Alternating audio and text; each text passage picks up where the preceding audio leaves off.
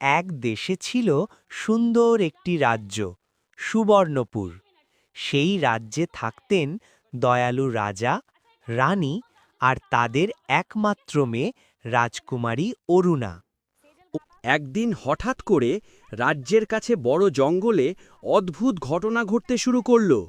রাতে জঙ্গলের ভেতর থেকে রহস্যময় আলো আর অদ্ভুত শব্দ আসত। গ্রামের মানুষ ভয়ে কাঁপতে লাগল এবং সবাই ভাবতে লাগল জঙ্গলে নিশ্চয়ই কোনো ভয়ঙ্কর প্রাণী এসেছে। রাজকুমারী অরুণা সিদ্ধান্ত নিল সত্যটা খুঁজে বের করবে। সে তার প্রিয় সাদা ঘোড়া চন্দ্রকে নিয়ে রাতের অন্ধকারে জঙ্গলের ভেতরে ঢুকে পড়ল।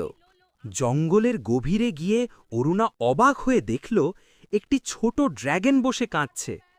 ড্র্যাগনটি বলল সবাই তাকে দেখে ভয় পায় এবং তাড়িয়ে দেয়, কিন্তু সে আসলে কাউকে কষ্ট দিতে চায় না। রাজকুমারী